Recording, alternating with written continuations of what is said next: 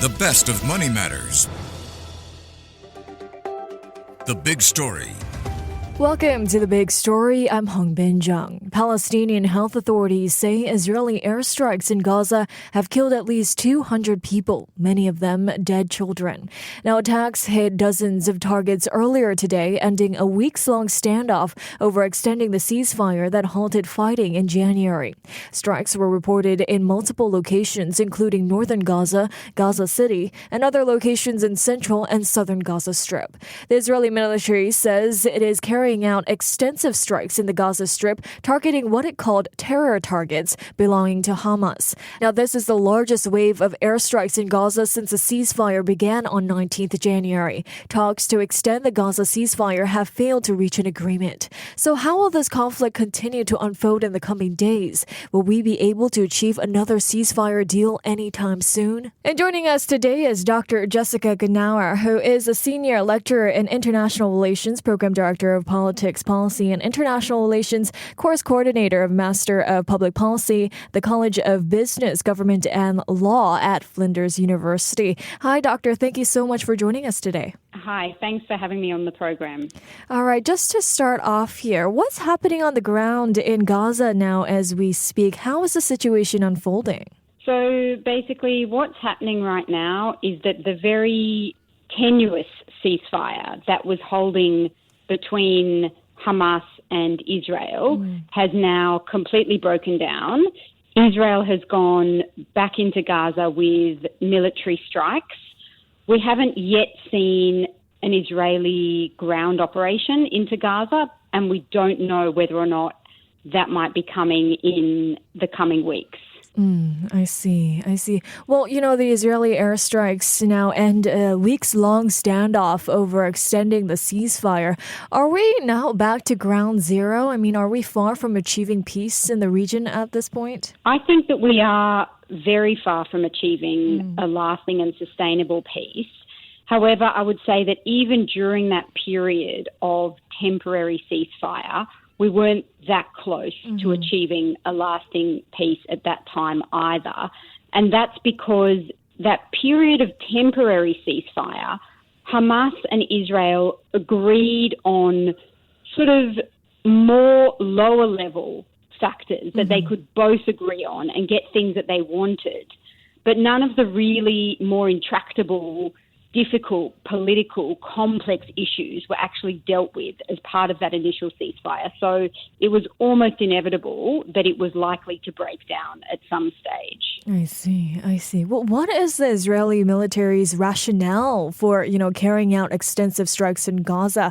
How do they justify targeting Hamas-run areas? So what the Israeli side is saying at this stage is that this has occurred because Hamas is no longer releasing hostages. However, I think, again, it was always likely that was going to happen at some stage because Hamas has a limited number of Israeli hostages left in their captivity. We think about 59, about half or less than half still alive, more than half would be returning dead bodies. But it wasn't likely that Hamas was going to keep going with releasing hostages until they were all released, because then essentially they lose all of their leverage in negotiations with Israel. So that's where we've gotten to now, to a point that Israel is saying Hamas needs to release the remainder of the hostages, but it's almost impossible that that is going to happen without Hamas seeing some kind of broader political agreement.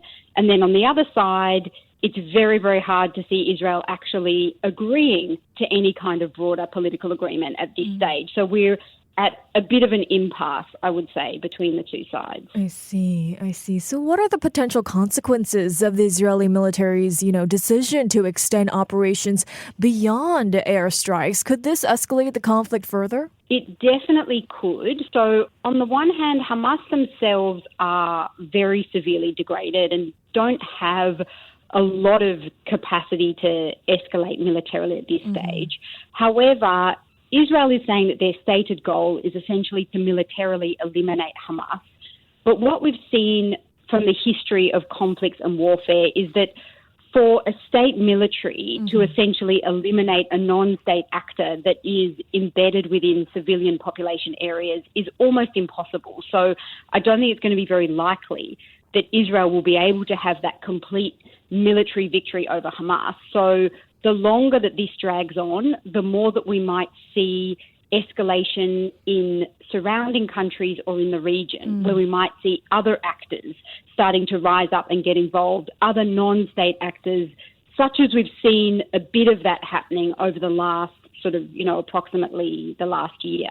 I see. Well, how do the actions of the Israeli Prime Minister Netanyahu and Defense Minister Katz also reflect Israel's, broader strategy and the ongoing conflict? So I think we've seen almost since the beginning of this current phase of conflict, which dates back to those October 7 attacks from Hamas into Israel, we've seen that Benjamin Netanyahu's coalition government is quite right-wing, they're quite nationalist, and most of those in the coalition have been trying to push for what we would call a military solution. But as I was explaining earlier, it's unlikely that Israel would be able to achieve a complete military victory over Hamas. So essentially going down this pathway means that we're going to see this phase of the conflict drag on.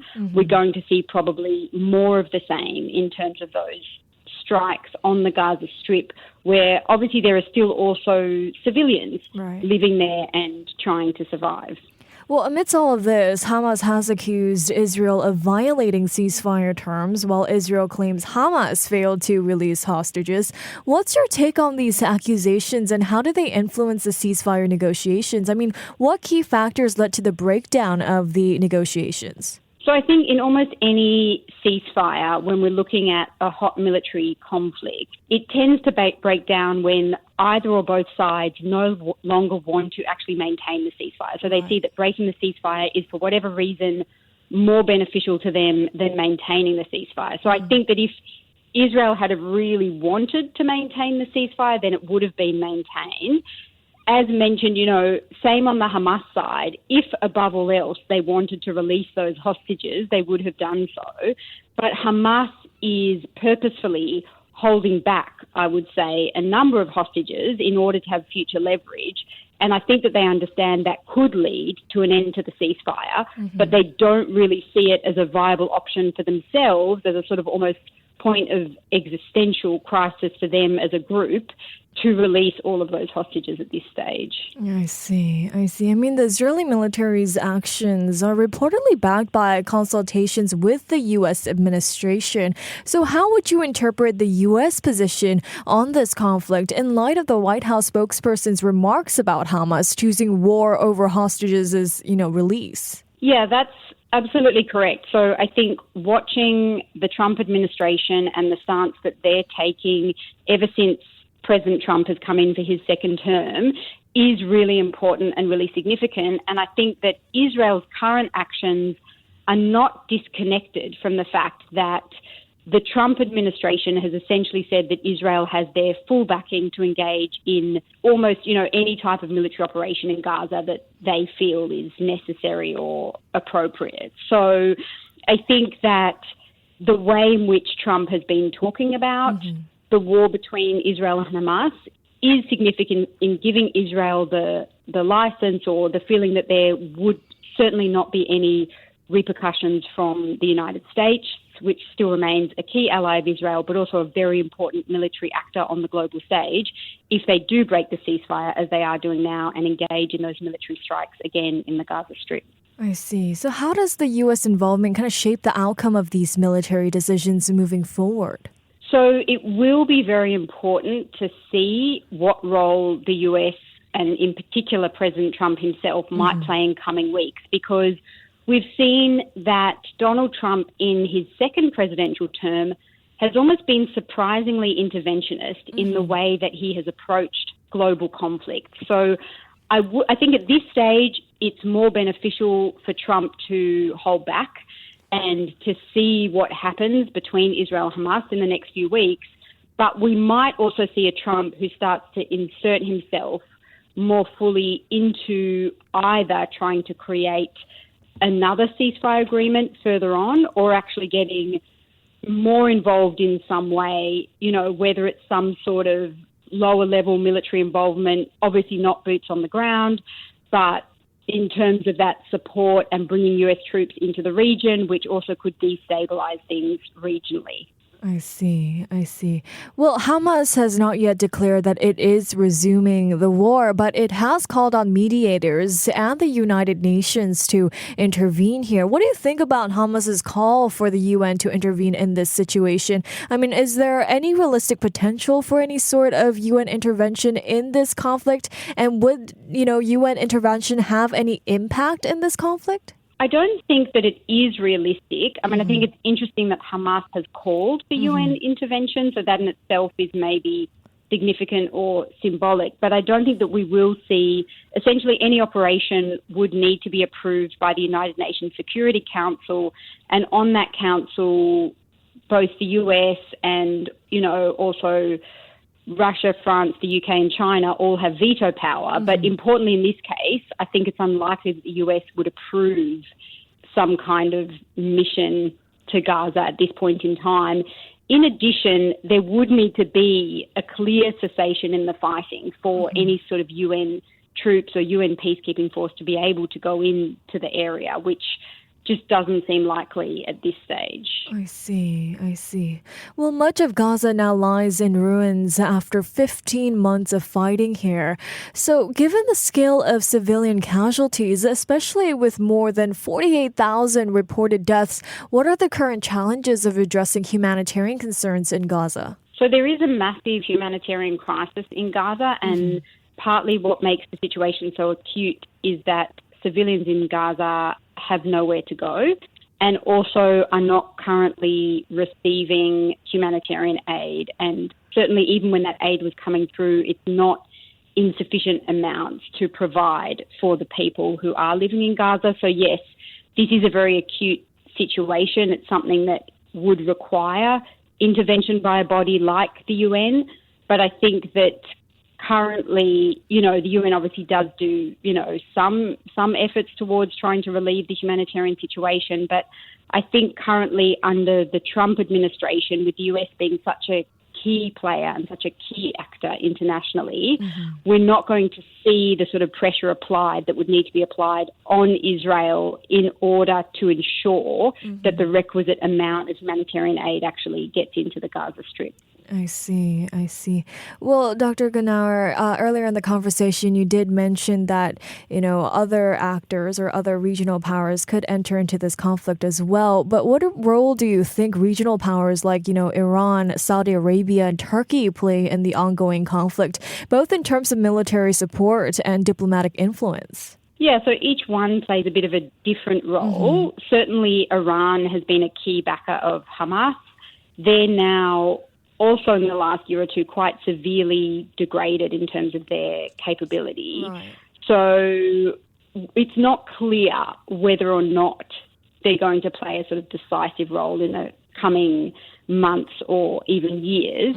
Saudi Arabia and Turkey, I think, are both very important actors that we do want to watch in that they're quite influential and have a fair amount of relative power in the region. Whilst it doesn't seem like either of them want to get particularly involved in a war between Israel and Hamas, or even on the sidelines of that conflict in some kind of mediating capacity, it doesn't seem they particularly want to get involved. But on the other hand, they do have influence within the region and could potentially have influence over other actors as well. I see. And finally, Dr. Genauer, before we let you go here, what aspects of this conflict will you be observing closely in the coming days? So I think for me, a key factor is going to be the US. What do they do? How do they react? They've already said that they broadly support what Israel is doing, or at least are not going to put in any measures to try to stop Israel from re-engaging in those military strikes. But I still think that President Trump can be unpredictable. There's always that factor of uncertainty. I will be watching to see what happens. I will also be watching Iran, as we just mentioned, because even though they've been degraded in terms of their capability, they're still an important actor that was, and still remains a key backer of Hamas. So will they react in any way? Will they try to trigger some kind of reaction from their proxy actors in the region, even though many of those proxy actors are also severely degraded?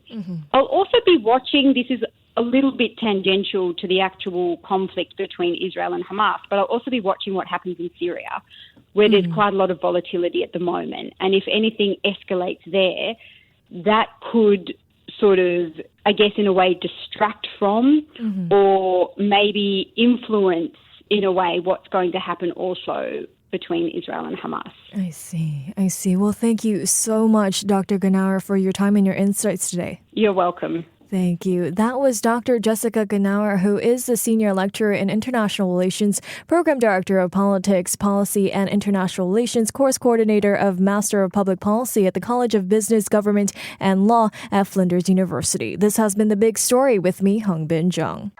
To listen to more great interviews, download our podcasts at audio.sg or download the audio app. That's AWEDIO, audio at the App Store and Google Play.